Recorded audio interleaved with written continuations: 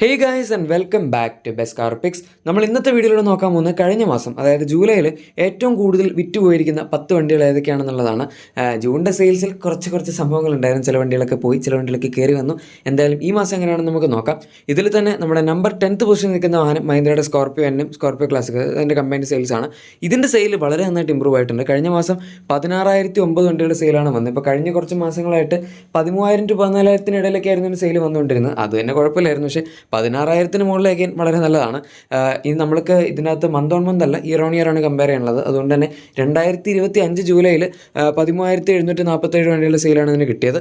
So compare ചെയ്യുമ്പോൾ 2,262 വണ്ടികളുടെ വ്യത്യാസവും 16.45% ഗ്രോത്ത് റേറ്റുമാണ് വന്നിരിക്കുന്നത്. ഇതിനിപ്പോൾ അങ്ങനെ ഭയങ്കര ഗ്രോത്ത് ഒന്നുമില്ല, പക്ഷേ ബാക്കി 10 വണ്ടികൾക്ക് എല്ലാ വണ്ടികൾക്കും ഗ്രോത്താണ്. ഡി ഗ്രോത്ത് ഈ ലിസ്റ്റിൽ ഒരൊറ്റ വണ്ടിക്കും ഇല്ല.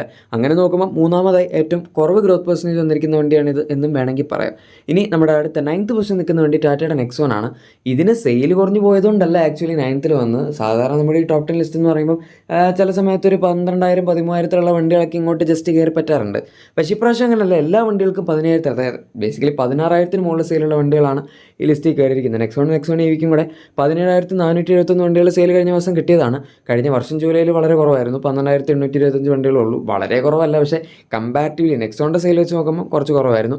4,646 വണ്ടികളുടെ വ്യത്യാസവും അതുപോലെ 36.23% ഗ്രോത്ത് റേറ്റ് വന്നിട്ടുണ്ട്. അത്യാവശ്യം ഡീസൻ്റ് ആയിട്ടുള്ളൊരു ഗ്രോത്ത് ആണ്. ആൻഡ് അഗൈൻ ഈ വണ്ടിയുടെ ഒരു സെഗ്മെൻറ്റ് വെച്ച് നോക്കുമ്പോൾ ഡീസൻ്റ് ആണ്. പക്ഷേ ഇതിന് കഴിഞ്ഞ കുറച്ച് കാലങ്ങളായിട്ട് 20,000 അടുത്തായിട്ടൊക്കെ സെയിൽ കിട്ടിക്കൊണ്ടിരുന്നതാണ്. അങ്ങനെ നോക്കുമ്പോൾ ഒരിത്തിരി ഡ്രോപ്പ് പോകുന്നു പറയേണ്ടി വരും, അല്ലെങ്കിൽ കുറച്ചുകൂടി ലിസ്റ്റിൽ മുകളിലേക്ക് കയറിയേനെ. എനിവേ നമ്മുടെ അടുത്ത 8th പൊസിഷൻ നിൽക്കുന്ന വാഹനം ഹ്യുണ്ടായുടെ ക്രെറ്റ ഇലക്ട്രിക് ഒക്കെയാണ്. ഇതിന് കഴിഞ്ഞ മാസം 18,088 വണ്ടികളുടെ സെയിൽ കിട്ടിയിട്ടുണ്ട്. ജൂലൈ, അതായത് കഴിഞ്ഞ വർഷം ജൂലൈയിൽ 16,898 വണ്ടികളുടെ സെയിൽ ഉണ്ടായിരുന്നുള്ളൂ.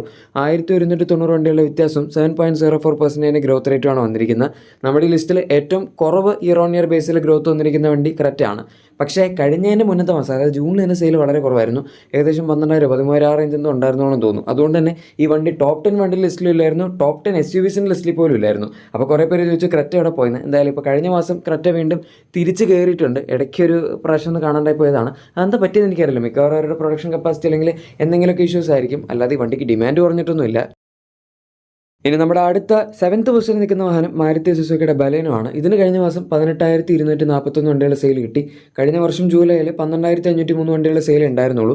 അതായത് 5,738 വണ്ടികളുടെ വ്യത്യാസവും 45.89% ഗ്രോത്ത് റേറ്റും ഉണ്ട്. അഗെയിൻ അത്യാവശ്യം ഡീസൻ്റ് ആയിട്ടുള്ള നല്ല ഗ്രോത്ത് വന്നിട്ടുണ്ട്. ഇത് പക്ഷേ കഴിഞ്ഞതിന് മുന്നത്തെ കുറച്ച് മാസങ്ങളായിട്ട് സെയിൽ ഒരു 12,000 to 15,000 ഇടയിലൊക്കെ ഉണ്ടായിരുന്നുള്ളൂ. കൂടിപ്പോയ 16,000 വരെയൊക്കെയാണ് കിട്ടിക്കൊണ്ടിരിക്കുന്നത്. സോ അങ്ങനെ കമ്പയർ ചെയ്യുമ്പോൾ 18,000 അത്യാവശ്യം നല്ലൊരു സെയിലായിട്ട് നമുക്ക് പറയാം. പിന്നെ കുറച്ചധികം കാലമായിട്ട് ഡിസയറിന് നമുക്ക് ബലേനോ അതുപോലെ വണ്ടികളൊക്കെ കമ്പയർ ചെയ്യുമ്പോൾ, അതായത് വാഗണർ അങ്ങനത്തെ വണ്ടികളൊക്കെ വെച്ച് കമ്പയർ ചെയ്യുമ്പോൾ കൂടുതൽ സെയിൽ ഉണ്ടായിരുന്നു. അതുകൊണ്ട് ഈ വണ്ടികളെല്ലാവരും ഇത്തിരി ബാക്കായി പോയായിരുന്നു. ഇപ്പോൾ എന്തായാലും പിന്നെയും തിരിച്ച് കയറി വരാൻ തുടങ്ങിയിട്ടുണ്ട്. ഇതിനും അധികം വൈകാതെ തന്നെ ഒരു ഫേസ് ലിഫ്റ്റ് കിട്ടും. അതിൽ മിക്കവാറും അവർ നമ്മുടെ സ്വിഫ്റ്റിലും ഡിസയറിലും ഒക്കെ ഉള്ള 3 സിലിണ്ടർ 1.2 Z12 എഞ്ചിൻ കൊടുക്കാനാണ് സാധ്യത. ഇപ്പോൾ ഉള്ള 4 സിലിണ്ടർ മിക്കവാറും പോവായിരിക്കും. നമുക്ക് നോക്കാം. എന്തായാലും 6th പൊസിഷൻ നിൽക്കുന്ന അടുത്ത വാഹനം നമ്മുടെ മാരുതി സുസുക്കിയുടെ തന്നെ ഫ്രോങ്സ് ആണ്. ഫ്രോങ്സിന് മിക്ക മാസങ്ങളിലും ബലേനേക്കാൾ കൂടുതൽ സെയിൽ കിട്ടാറുണ്ടായിരുന്നു. കഴിഞ്ഞ മാസം വലിയ വ്യത്യാസമില്ല, ജസ്റ്റ് 1,200 വണ്ടികളുടെ വ്യത്യാസമുള്ളൂ. 19,473 വണ്ടികളുടെ സെയിലാണ് കഴിഞ്ഞ മാസം ഫ്രോങ്സിന് വന്നത്. കഴിഞ്ഞ വർഷം ഫ്രോങ്സിന് ജൂലൈയിൽ 12,872 വണ്ടികളുടെ സെയിലാണ് കിട്ടിയത്. അതായത് 6,601 വണ്ടികളുടെ വ്യത്യാസവും 51.28% ഗ്രോത്ത് റേറ്റ് വന്നിട്ടുണ്ട്.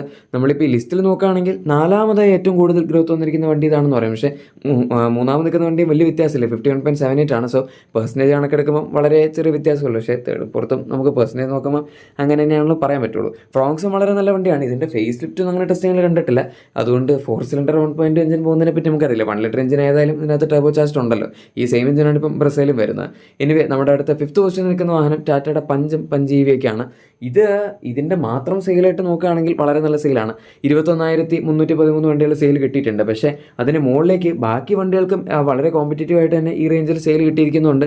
ഇതിന് കഴിഞ്ഞ മാസം നമ്പർ 1 ഒന്നും ആവാൻ പറ്റിയിട്ടില്ല. കഴിഞ്ഞ കുറച്ചധികം കാലങ്ങളായിട്ട് എടുക്കുകയാണെങ്കിൽ ഈ വർഷം സ്റ്റാർട്ടിങ് തൊട്ട് നമ്മുടെ പഞ്ചിന് മിക്കവാറും ഒക്കെ ഒരു ടോപ്പ് 3 കയറാൻ പറ്റിയിട്ടുണ്ട്.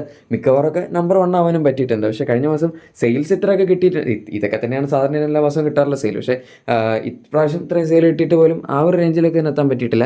ഏതായാലും കഴിഞ്ഞ വർഷം ജൂലൈയിൽ കമ്പാരിറ്റീവ്ലി സെയിൽ കുറച്ചധികം കുറഞ്ഞിരുന്നൊരു സമയമായിരുന്നു. അതുകൊണ്ട് 10,785 വണ്ടികൾ സെയിൽ ഉണ്ടായിരുന്നുള്ളൂ. 10,528 വണ്ടികളുടെ ഡിഫറൻസും 97.62% ഗ്രോത്ത് റേറ്റ് ഉണ്ട്. ഡെഫിനറ്റ്ലി ഇത് തന്നെയാണ് നമുക്ക് ഇയർ ഓൺ ഇയർ കമ്പയർ ചെയ്യുമ്പോൾ ഏറ്റവും കൂടുതൽ ഗ്രോത്ത് വന്നിരിക്കുന്നത്. ഈ ഫേസ് ലിഫ്റ്റൊക്കെ ഇറങ്ങിയതിന് ശേഷമാണ് പഞ്ച് പിന്നെയും കൺസിസ്റ്റൻ്റ് ആയിട്ട് 20,000 മുകളിൽ പോകാൻ തുടങ്ങിയത്. ഇനി നമ്മുടെ അടുത്ത ഫോർത്ത് പൊസിഷനിൽ നിൽക്കുന്ന വണ്ടി സ്വിഫ്റ്റ് ആണ്. നോർമലി ഈ വണ്ടി ഇപ്പോൾ ഇത്രയും സെയിൽ വരാത്തതാണ്. കഴിഞ്ഞ മാസം 21,538 വണ്ടികളുടെ സെയിലാണ് ഇതിന് കിട്ടിയത്. കഴിഞ്ഞ വർഷം ജൂലൈയിൽ 14,190 വണ്ടികളുടെ സെയിലായിരുന്നു കിട്ടിയിരുന്നത്. അതായത് 7,348 വണ്ടികളുടെ വ്യത്യാസം. 51.78% ഗ്രോത്ത് റേറ്റും ഉണ്ട്. ഇതാണ് നമ്മുടെ തേർഡ് പൊസിഷനിൽ ഏറ്റവും കൂടുതൽ ഗ്രോത്ത് കിട്ടിയ വണ്ടി. പക്ഷേ മിക്കവാറൊക്കെ ഇതിനൊരു 14,000-15,000 വരെയൊക്കെ ഇപ്പോൾ മാക്സിമം വരാറുള്ളൂ. ചില മാസങ്ങൾ 12,000-13,000 ആ റേഞ്ച് വരെയൊക്കെ പോകാറുണ്ട്. ഡിസയറിന് മിക്ക മാസങ്ങളും കൺസിസ്റ്റൻ്റ് ആയിട്ട് ഇതിനേക്കാൾ കൂടുതൽ സെയിൽ കിട്ടാറുണ്ട് എന്നുള്ളത് സത്യമാണ്. പക്ഷേ സ്വിഫ്റ്റ് ഇപ്പോൾ ഈ ഒരു 3 സിലിണ്ടർ എഞ്ചിനാക്കി, പിന്നെ ഡിസൈൻ ഇത്തിരി വിയേഡാണ്, അങ്ങനെയൊക്കെ വെച്ചിട്ട് പൊതുവേ ഒരു ഇത്തിരി സെയിൽ കുറഞ്ഞായിരുന്നു. ഈ ജനറേഷൻ മാറി എന്ന് പറഞ്ഞാൽ അങ്ങനെ വലിയൊരു സെയിൽസിൽ ഗ്രോത്ത് വരാതിരുന്ന വണ്ടിയാണ്. തേർഡ് ജനറേഷൻ ആയിരുന്നപ്പോൾ 18,000-20,000 ആ റേഞ്ചിലൊക്കെ എന്തായാലും സെയിൽ ഉണ്ടായിരുന്നു.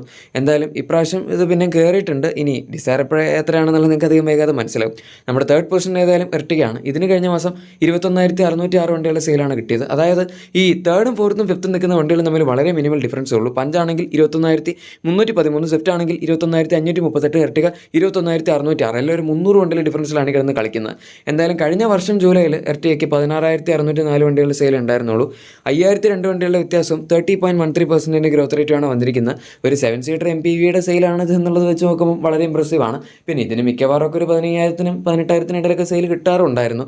ഇത്രയും സെയിൽ കിട്ടുന്ന വേറെ MPVs ഒന്നും നമ്മുടെ ഇന്ത്യയിൽ ഏതായാലും ഇല്ല. ഇത് പിന്നെ കുറേ പേരൊക്കെ ടാക്സി ആയിട്ട് വാങ്ങുന്നുണ്ട് എന്ന് നമുക്ക് പറയാം. അതുപോലെ തന്നെ ടാക്സി ആയിട്ട് വാങ്ങുന്ന മറ്റൊരു വണ്ടിയാണ് നമ്മുടെ സെക്കൻഡ് പൊസിഷനിൽ നിൽക്കുന്ന വാഗണാർ. ഇതിന് കഴിഞ്ഞ മാസം 23,338 വണ്ടികളുടെ സെയിലാണ് കിട്ടിയിരിക്കുന്നത്. നമ്മളെ 21,000 നിന്ന് പിന്നെയും 2,000 വണ്ടിയിലെടുത്ത് മുകളിലേക്ക് വന്നിട്ട് ഇങ്ങോട്ട് കയറിയിട്ടുണ്ട്. കഴിഞ്ഞ വർഷം ജൂലൈയിൽ ഏതായാലും 14,710 വണ്ടികളുടെ സെയിൽ ഉണ്ടായിരുന്നുള്ളൂ.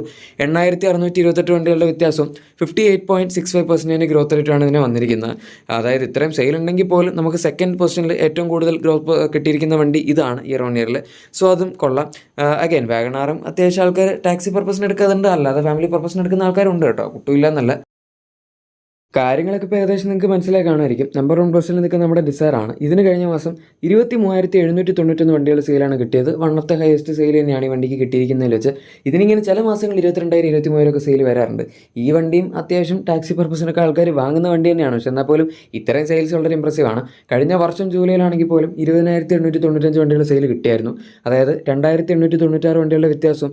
13.86% ഗ്രോത്ത് റേറ്റാണ്. ഗ്രോത്ത് റേറ്റ് ഒന്നും വലിയ കാര്യമായിട്ടില്ല, പക്ഷേ അവിടെ നമുക്ക് കൺസിസ്റ്റൻ്റ് ആയിട്ടുള്ള സെയിൽ വർഷക്കണക്കിൽ വെച്ച് നോക്കുമ്പോൾ 20,000-ന് മുകളിലുണ്ട് എന്നുള്ളതാണ് മനസ്സിലാക്കാൻ പറ്റുന്നത്. പിന്നെ ഈ പുതിയ ജനറേഷൻ വന്നപ്പോൾ സ്വിഫ്റ്റ് വെച്ച് അത്യാവശ്യം ഫ്രണ്ട് ഡിസൈനിലെ വ്യത്യാസം വന്നു. പിന്നെ ജനറലി ഇതിന് സ്പേസും, അതുപോലെ CNG ആണെങ്കിൽ അത്യാവശ്യം ബൂട്ട് സ്പേസ് കിട്ടും. പിന്നെ പവർ 3 സിലിണ്ടർ ആയത് ഈ ഒരു സെഗ്മെൻറ്റ്, അതായത് ഒരു ഫാമിലി സെഡാൻ പോലത്തെ വണ്ടിയാണല്ലോ, അപ്പോൾ പിന്നെ അത് വലിയ കുഴപ്പമില്ല. അങ്ങനെ മൊത്തത്തിൽ നോക്കുമ്പോൾ വളരെ നല്ല വണ്ടി ആയതുകൊണ്ട് ഇപ്പോൾ നല്ല സെയിലുണ്ട്. പിന്നെ ഫീച്ചേഴ്സും കൂടുതലാണ് സ്വിഫ്റ്റ് വെച്ച് കമ്പയർ ചെയ്യുമ്പോൾ. എനിവേ ഇതാണ് കഴിഞ്ഞ മാസം ഏറ്റവും കൂടുതൽ വിറ്റുപോയ ടോപ്പ് 10 വണ്ടികളുടെ വീഡിയോ. നിങ്ങൾക്ക് എന്താണ് ഇതിനെപ്പറ്റിയുള്ള അഭിപ്രായം താഴെ കമൻസിൽ പറഞ്ഞേക്കാം. പിന്നെ നിങ്ങളുടെ എക്സിസ്റ്റിംഗ് വാഹനത്തിന് എന്തെങ്കിലും ആക്സസറീസ്, ക്ലീൻ പ്രൊഡക്ട്സ് ഒക്കെ ആണെങ്കിൽ നമ്മുടെ ഡിസ്ക്രിപ്ഷനിലെ പ്രൊഡക്ട്സ് ചെക്കൗട്ട് ചെയ്യാനും മറക്കണ്ട. വീഡിയോ ഇഷ്ടപ്പെട്ടെങ്കിൽ തീർച്ചയായും ലൈക്ക് ആൻഡ് സബ്സ്ക്രൈബ് ഷെയർ ഒക്കെ ചെയ്ത് നമ്മളെ സപ്പോർട്ടും കൂടെ ചെയ്തേക്കാം. നമുക്ക് മറ്റേ വീഡിയോയിൽ കാണാം. അതുവരെ thank you for watching my video and good bye.